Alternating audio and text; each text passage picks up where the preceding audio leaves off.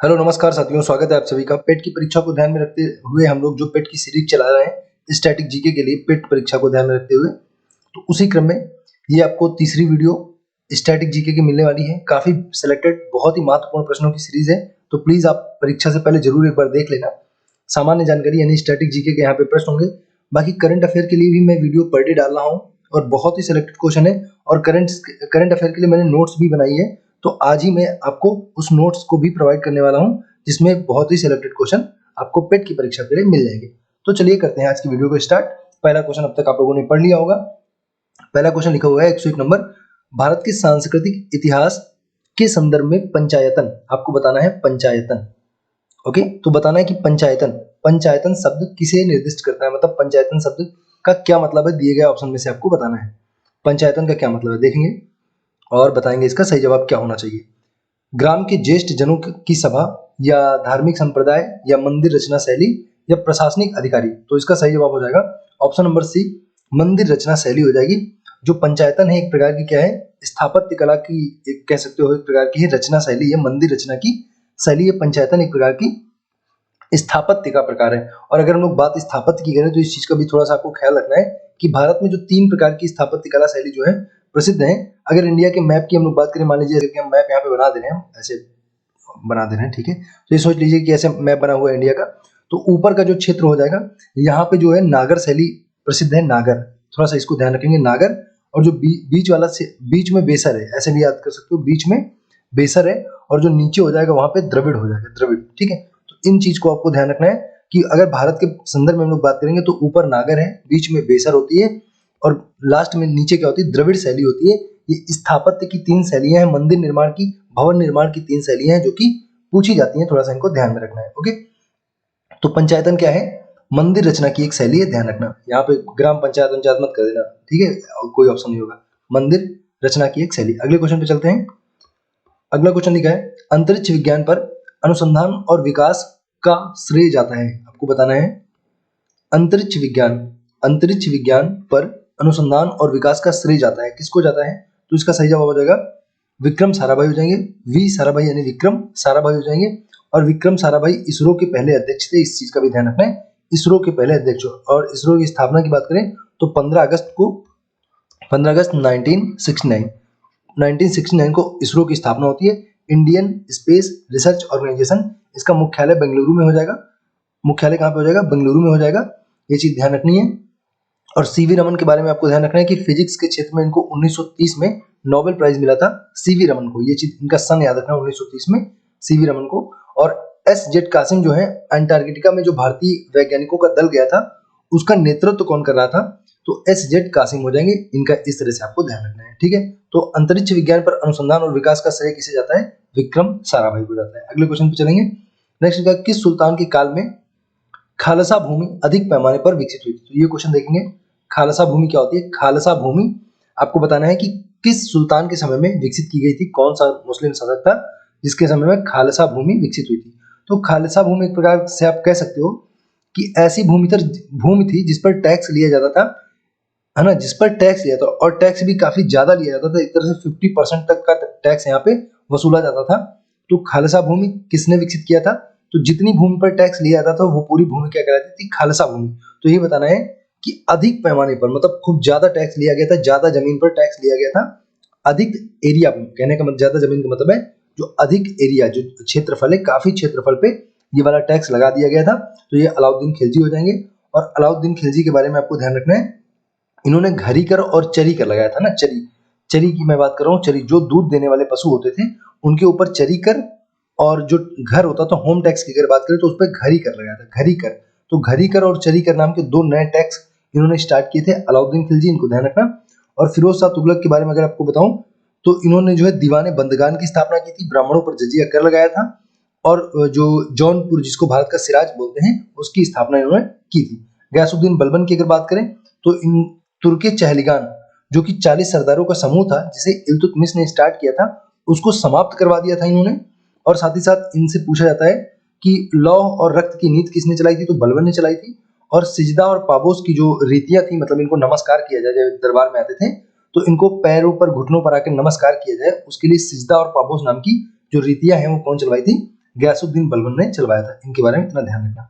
पूछा गया था खालसा भूमि, तो अलाउद्दीन खिलजी हो जाएगा। घरीकर और चरीकर आपको ध्यान रखना है। नेक्स्ट क्वेश्चन है, ताबड़तोड़ बस पढ़ते रहिए ना, वक्त नहीं है बहुत ज्यादा कुछ सोचने का ना, एकदम बस फटाफट पढ़ते चलिए और चैनल को सब्सक्राइब कीजिए, अपने साथियों को शेयर भी कीजिए ताकि ये थोड़ा प्रमोट हो सके ना। चलिए अगले क्वेश्चन देखेंगे, उस नदी का क्या नाम है? ओके, उस नदी का क्या नाम है जिसके तट पर फ्रांस की राजधानी पेरिस बसी हुई है? तो बिल्कुल सिंपल सी बात है, पेरिस नगर बसा हुआ है, आपको ये बताना है। तो पेरिस आप सबको पता होगा, सीन नदी हो जाएगा, एकदम आसान क्वेश्चन है। बात करें अगर फ्रांस को, तो फ्रांस को क्या बोलते हैं? सुरा सुंदरियों का देश कहा जाता है। इस तरह से भी क्वेश्चन बनता है, सुरा सुंदरियों का देश बोलते हैं, सुरा सुंदरियों का देश बोलते हैं फ्रांस को। और फ्रांस यहाँ पे बोला पेरिस की बात कर रहा है, तो फ्रांस की जो राजधानी पेरिस है वो सीन नदी के किनारे बसी हुई, इसमें ज्यादा कुछ कहने के लिए है नहीं। अगले क्वेश्चन पे चलेंगे। नेक्स्ट लिखा है कि वह भाषा जो भारत में हिंदी के बाद वक्ताओं की दूसरी सबसे अधिक संख्या में बोली जाती है, उसका नाम आपको बताना है। मतलब the second most spoken language in India की बात चल रही है, सेकेंड मोस्ट स्पोकन लैंग्वेज है ना, सेकेंड मोस्ट स्पोकन लैंग्वेज कौन सी हो जाएगी? एक्चुअली सेकेंड मोस्ट जो होगी वो होगी बंगाली, है ना, बंगाली होगी वो, लेकिन क्योंकि बंगाली ऑप्शन में नहीं है इसलिए आपको सही जवाब करना पड़ेगा तमिल। तो नंबर 1 पर कौन सी? हिंदी है, दूसरे नंबर पे बंगाली है और तीसरे नंबर पे तमिल हो जाएगी। अगर दुनिया की बात करेंगे तो नंबर 1 पर इंग्लिश है, आप मंडारिन से कंफ्यूज मत करना। अभी वर्तमान में मंडारिन जो चाइना की भाषा है मंडारिन, अब वो पहले नंबर पे नहीं रही। इंग्लिश नंबर 1 पर है, मंडारिन नंबर 2 पर है और हिंदी तीसरे नंबर पे हो गई, जो कि चौथे नंबर पे हुआ करती थी। और चौथे नंबर पे अभी वर्तमान में कौन हो गया? स्पेनिश हो गई है। तो इन चीजों को ध्यान रखना, इंग्लिश, मंडारिन, हिंदी और स्पेनिश हो जाएंगे। ये 4 लैंग्वेज आपको ध्यान रखनी है। Most spoken language in the world, इसमें हिंदी अपनी तीसरे नंबर पे आती है, इसका ख्याल रखना है आपको, ठीक है। ओके, फिर अगला क्वेश्चन लिखा है, एलिफेंटा के प्रसिद्ध शैल को काटकर बनाए गए मंदिरों का श्रेय दिया जाता है। मतलब कौन से शासक हैं जिन्होंने एलिफेंटा के मंदिरों का निर्माण करवाया था? तो एलिफेंटा के मंदिर का निर्माण किसने करवाया था? राष्ट्रकूट शासकों ने करवाया था। कोई समस्या यहाँ पे नहीं होनी चाहिए, राष्ट्रकूट शासकों ने करवाया था एलिफेंटा। और अगर एलिफेंटा की बात करें तो ये हिंदू मंदिर है। कैसे मंदिर है? हिंदू मंदिर है। शिव और पार्वती के विवाह का चित्र वहां पे एक तरह से कह सकते हो नक्काशी की गई है पत्थरों को काट के, शिव और पार्वती के विवाह, तो हिंदू मंदिर है। लेकिन अगर एलोरा की बात करता आपसे, एलोरा, तो एलोरा जो है वहां पे हिंदू, बौद्ध और जैन तीनों के हैं, ध्यान रखना, हिंदू, बौद्ध और जैन तीनों धर्मों से संबंधित है। एलोरा की जो मंदिर है वो हिंदू, बौद्ध, जैन तीनों से संबंधित है। और जो एलिफेंटा है, देखो एलोरा को कर लो आल प्लस ओरा, आल ओरा, एलोरा को आल ओरा, तो आल का मतलब है सारे धर्म यहाँ पे माने जाएंगे ना, आल ओरा। तो एलोरा, आल ओरा, आल का मतलब हिंदू, बौद्ध और जैन तीनों धर्म हो जाएंगे ना। अगला क्वेश्चन देखेंगे, नेक्स्ट है, हाँ जी, वेट, हाँ, लिखा है निम्नलिखित में से कौन सा धर्म विश्व विनाशकारी प्रलय की अवधारणा में विश्वास नहीं करता है? तो विनाशकारी प्रलय में विश्वास कौन नहीं करेगा? जो एक तरह से अहिंसक नीतियों को नहीं अपनाएगा, है ना, जो अहिंसक होगा, एक तरह से हिंसा नहीं करने वाला होगा। हिंसा ना करना किस धर्म का जो है एक तरह से थॉट है? तो हिंसा कौन नहीं करते हैं? जैन धर्म वाले हिंसा नहीं करना चाहते हैं। वो लोग बिल्कुल इसको क्या मानते हैं? इसको एक तरह से पाप मानते हैं। हिंसा नहीं करना है, कौन बोलता है? जैन धर्म वाले, ठीक है। और ये लोग बोलते हैं आत्मा की सर्वोच्चता ही ईश्वर है। साथ ही साथ आपको ध्यान रखना है, जो बौद्ध धर्म वाले हैं वो ना तो आत्मा के अस्तित्व को मानते हैं और ना ही भगवान के अस्तित्व को मानते हैं। मतलब वो ईश्वर और आत्मा दोनों को नहीं मानते हैं। लेकिन जो जैन धर्म वाले हैं वो आत्मा को मानते हैं। इस चीज का ख्याल रखना है, ऐसे क्वेश्चन पूछा जाएगा।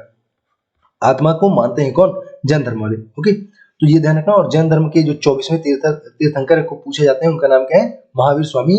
और 23वें कौन है? पार्श्वनाथ है 23rd नंबर के। और स्टार्ट किसने किया था? ऋषभ देव ने स्टार्ट किया था। जो ऋषभ देव है उन्होंने स्टार्ट किया था, मतलब पहले तीर्थंकर हो जाएंगे ऋषभ देव। टोटल कितने हैं? 24वें कौन है? महावीर स्वामी।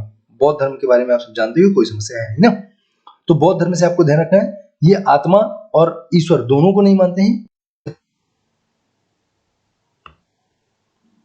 तो चलिए अगला क्वेश्चन देखेंगे। देखिए यहाँ पे थोड़ा सा कुछ परेशानी आ गई थी हल्की सी, तो ध्यान देना। अगर हो सकता है ये वाला 106 क्वेश्चन मैंने करवा दिया हो तो देख लेना एक बार फिर से।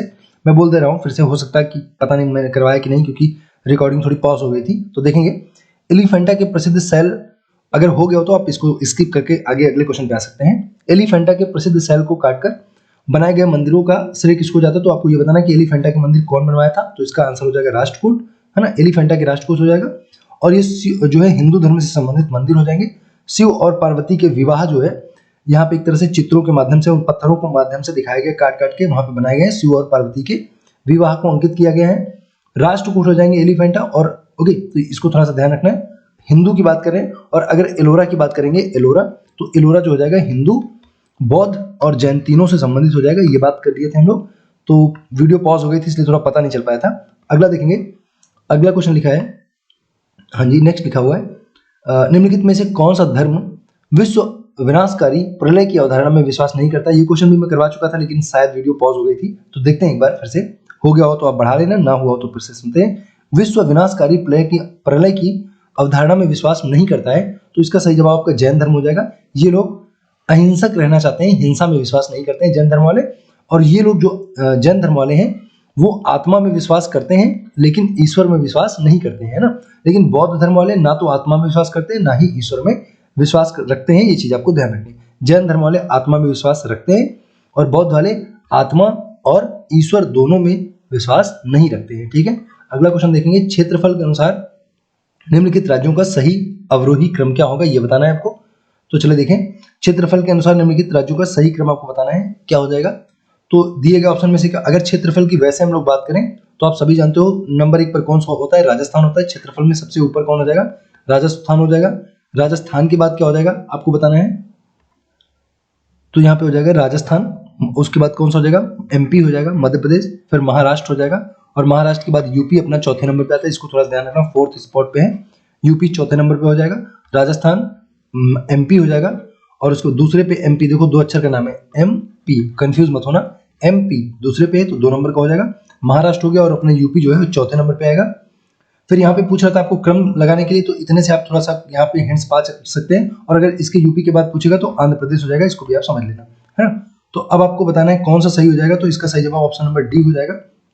देख लेंगे आप, इसका सही जवाब हो जाएगा ऑप्शन डी, क्योंकि लास्ट में कौन सा जाने वाला है, दूसरा जाने वाला बिहार जाने वाला है, क्योंकि यूपी तो आप जानते हो इन दिए गए ऑप्शन में से एमपी सबसे बड़ा हो जाएगा, तीसरे नंबर 3 से स्टार्ट होगा और एमपी के बाद क्या आएगा, यूपी आएगा, तो सिंपल सी बात है। ओके, अगला देखेंगे,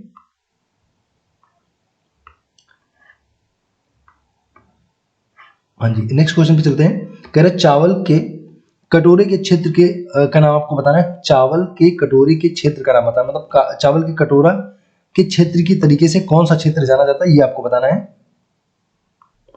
तो इस क्वेश्चन का जो सही जवाब है वो हो जाएगा ऑप्शन बी हो जाएगा, कृष्णा गोदावरी का जो डेल्टा वाला क्षेत्र है, कृष्णा और गोदावरी का डेल्टा, वो चावल के कटोरे के रूप में जाना जाएगा, इसको समझ के रखना। और अगर चावल का कटोरा किस राज्य को कहा जाता है, धान का कटोरा आपसे पूछे किस राज्य को कहा जाता है, तो वो हो जाएगा छत्तीसगढ़ राज्य, इसको जरूर ध्यान रखना। वैसे अगर देखा जाए छत्तीसगढ़ ना, वैसे अगर देखा जाए ना तो जो चावल के उत्पादन में है वेस्ट बंगाल टॉप पर है ना, पश्चिम बंगाल टॉप पे है। लेकिन अगर आपसे पूछे चावल का कटोरा किस राज्य को कहा जाता है, धान का कटोरा चावल का कटोरा, तो छत्तीसगढ़ राज्य हो जाएगा, इसका ख्याल रखना, छत्तीसगढ़, बिल्कुल ध्यान रखना, छत्तीसगढ़, ठीक है, कंफ्यूज मत होना बिल्कुल। यस, नेक्स्ट क्वेश्चन देखेंगे। नेक्स्ट लिखा हुआ है कि आकाश में होने वाले अग्रिम सूर्य उदय एवं विलंबित सूर्यास्त निम्नलिखित में से किस घटना के कारण होते हैं। तो कहने का मतलब एक तरह से ये हम लोगों को मालूम चलता है, प्रतीत होता है, ऐसा एहसास होता है देख के। ऐसा तो होता नहीं कि कभी सूर्य जल्दी निकले कभी देर में डूबे, ऐसा नहीं होता है। बस ये देखना है कि क्यों हम लोगों को ऐसा पता चलता है, ऐसा क्यों लगता है। तो इसके पीछे जो घटना होती है वो होती है सूर्य का अपवर्तन होता है, ध्यान रखना, अपवर्तन। और अपवर्तन से और जो एग्जाम्पल पूछे जाते हैं वो मैं आपको बता दे रहा हूँ। ये क्वेश्चन ज्यादा इंपॉर्टेंट तो है नहीं, और जो इंपॉर्टेंट क्वेश्चन यहाँ से बनते हुए बता दे रहे हैं। जैसे पूछता है कि पानी में पड़ा हुआ जो सिक्का होता है वो वास्तविक ऊंचाई से ऊपर उठा हुआ दिखाई पड़ता है, किसके कारण, तो अपवर्तन के कारण हो जाएगा। पानी में पड़ी हुई जो छड़ होती है वो थोड़ी सी टेढ़ी सी दिखाई पड़ती है, तो टेढ़ी सी क्यों दिखाई पड़ती है, तो टेढ़ी सी दिखाई पड़ने का कारण क्या होता है, ये भी अपवर्तन होता है।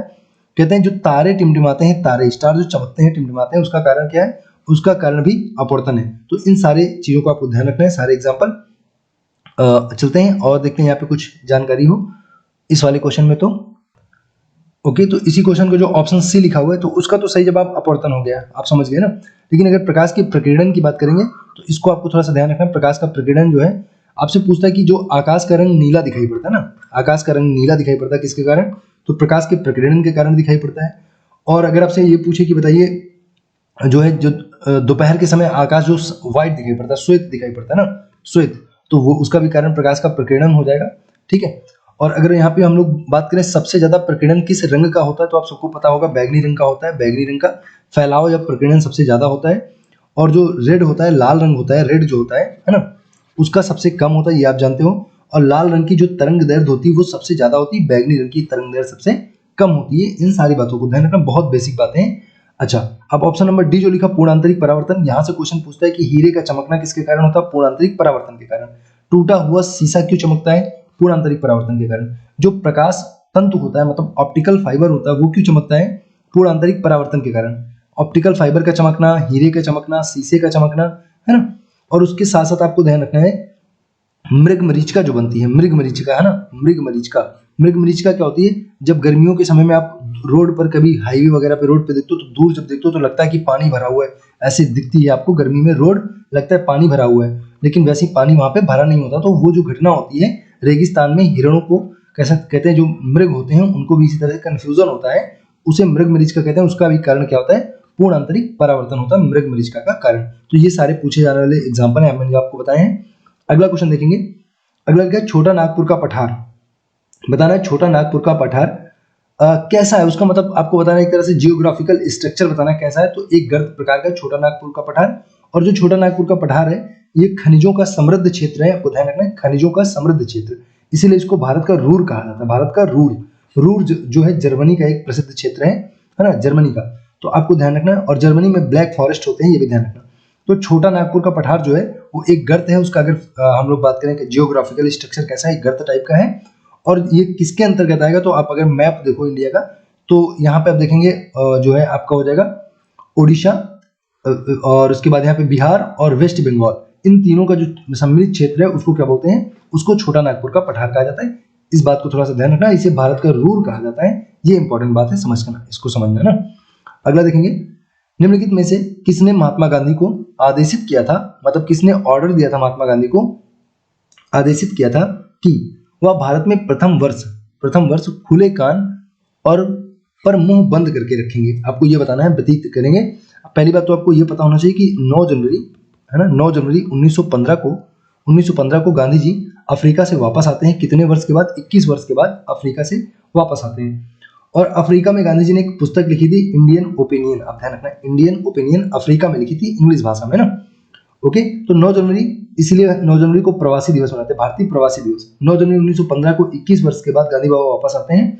और इनके जो राजनीतिक गुरु थे गोपाल कृष्ण गोखले, इन्होंने गांधी जी से बोला था कि आप अपने क्या करना, खुले कान रखना और मुंह बंद रखना पहले साल, है ना। अभी पहले देख लो अंग्रेजों की नीतियां कैसे है, उसी के हिसाब से आप रिएक्ट करना, लेकिन पहले समझ लेना। तो गोपाल कृष्ण गोखले जो कि इनके राजनीतिक गुरु थे, और 1905 के, आप ये भी पूछता हूँ, 1905 के कांग्रेस अधिवेशन की अध्यक्षता गोपाल कृष्ण गोखले ने की थी, जो कि बनारस में हुआ था। और गांधी जी ने कब किया था?